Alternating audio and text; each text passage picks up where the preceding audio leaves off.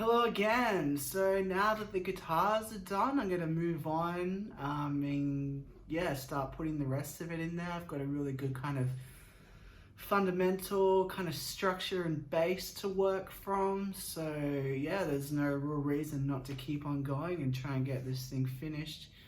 I was gonna do the drums, but I think maybe I'll have a crack at the vocals and see how that kind of turns out. I've already written the lyrics for this and I pretty much know how the song goes in terms of melody. So I think generally what I might do, or maybe what I'll do for this song, is I'll go through and get like a good kind of clean take of the main vocals, then I'll kind of go through and add harmonies and other little bits and pieces to it. Yet again, going with the theme of this song, there's going to be a lot of layers vocally, so it's going to make things harder for myself again when it comes to mixing, but that's okay. I'm thinking maybe under the clean vocals I might try or experiment with a bit more of a kind of growly type black metal vibe underneath it, maybe sitting really low. So I wore my Dragged Into Sunlight shirt, so hopefully I can capture some of their energy and use that as inspiration. If you don't know Dragged Into Sunlight, they have an amazing album called Hatred for Mankind, which is just the most brutal and misanthropic album, like pretty much ever. It's definitely up there with one of my favorite metal albums of all time. I was lucky enough to see them play at Dark Mofo last year and it was just absolutely savage. The whole thing was just so relentlessly chaotic and like their contempt is just astounding. They hate you and I just absolutely love them for that. So yeah, if you want something a bit extreme, maybe go check that out. So look, not that this song is going to be anything like that, it's really more on the kind of subtle doom type vibe, but hey, it's good to have influences from all over the place. So generally what I'll do to record vocals to warm up a bit, I might chuck on an album and kind of sing along to it. Honestly, my go-to is probably OK Computer from Radiohead, or sometimes I might chuck on like a live set and kind of sing along to that. But I think for this one, I might just do a bit of a dry run over the top and just try and figure out all the elements before I record them. So yeah, let's start off and do that.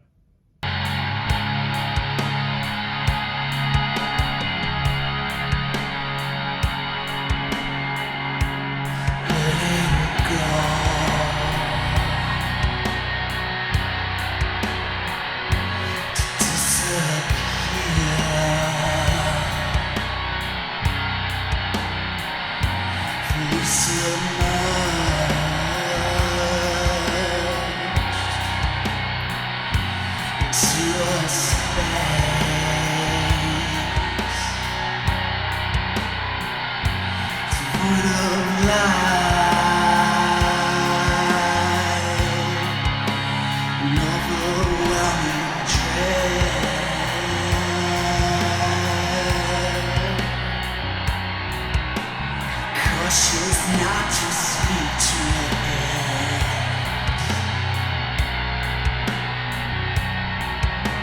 Succumb to the depths.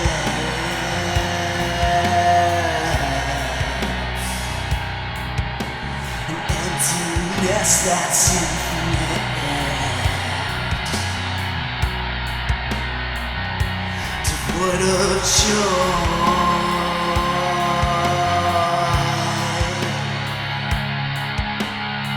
Okay, so I've done a quick little run through of the song and kind of figured out how it's all going to go. So now it's time to record it. So I've got my ribbon microphone set up here, got my isolation booth or reflection booth, whatever it is, and pop filter.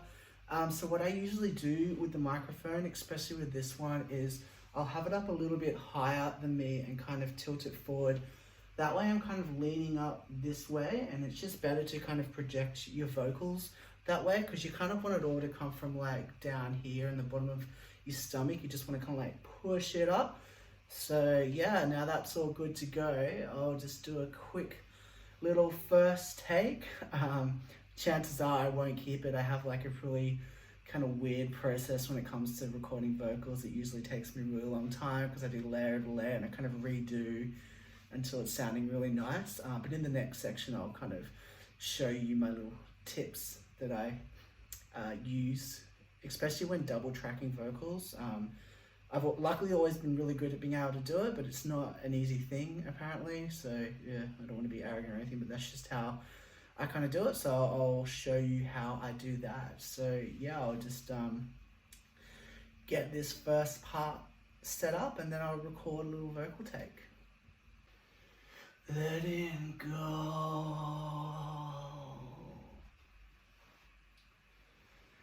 to disappear,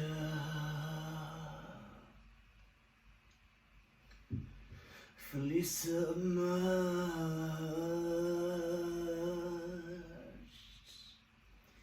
into a space devoid of light.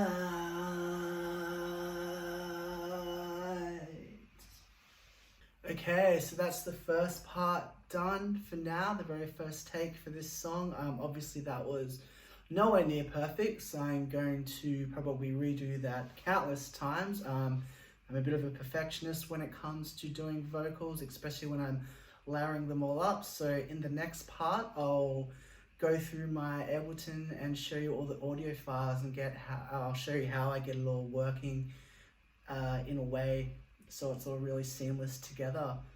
So yeah, I guess the trick is to get a lot of vocals but get them kind of sounding like one, just so they're really thick, and that way you've got lots to work with in terms of the stereo space and things like that. So I'm going to go and record the rest of the vocals. Who knows how long that'll take me, but yeah, I'll come back when they're done. So here we have it. I've recorded all the vocals. It took me a while. Probably did it over about 3 days, just kind of hacking away at it, little bits and pieces, kind of when I had the time, when I was feeling like I could actually do it. I've had a bit of a cold, so you know, whatever, boring stuff. So yeah, essentially here is what I've got. So I've broken it up into 3 sections. So I've got my lead vocals, which is kind of a lower, kind of mid-range, and the backing vocals, which is some kind of extra harmonies and higher notes. And I've got the growls, which I've kind of been experimenting with underneath. So I've kind of put a bit of reverb on them, and that makes it a bit easier to play with. I mean, this is the first time I've really done this style of singing, so I'm still trying to figure out how to do it. I've realized instead of just yelling, it's more of a like harsh whisper that works well for this kind of stuff. So yeah, this is kind of just to sit underneath everything and just kind of give it a bit more grit. So with the lead, there's 5 takes of each part. Same with the backing, and the growl has 2. So for this album, for whatever reason, 5 vocal takes of the same thing seems to be the magic number. So I'm just going to kind of run with that for a bit of continuity throughout all the songs. So yeah, we'll have a quick listen. So before I do that, what I like to do, my trick to get all my layers together, is I like to get the audio files to look as similar as possible. That way I know everything is in tune, there's no notes kind of wavering, and all the phrasing is kind of identical. So I'll kind of just go over and over again until I get them all to kind of look and sound the same. And yeah, that kind of just works for what I'm trying to do. So that's kind of my trick on how I record multiple layers of vocaling. So yeah, let's have a listen to all the parts together, and then I'll show you each one separately. So let's go from here. Letting go to disappear,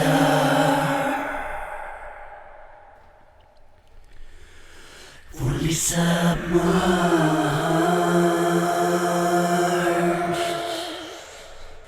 into a space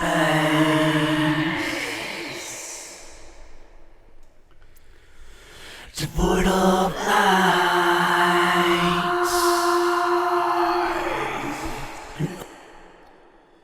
Right, so you can kind of hear the growls under there, and you can hear the different harmonies and everything going. So I'll just quickly go through how they're put together. So I'll just show you the lead soloed out by itself, just the first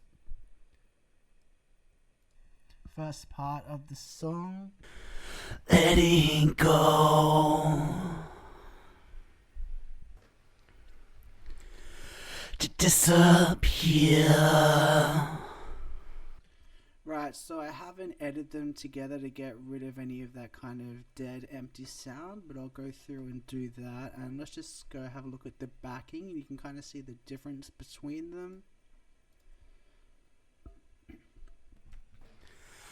Go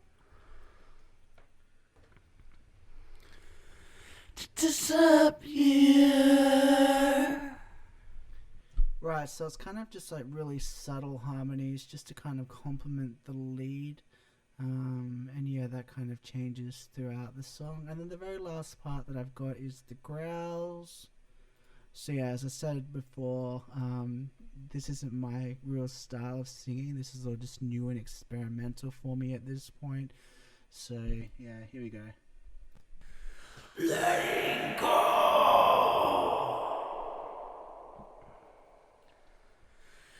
to disappear.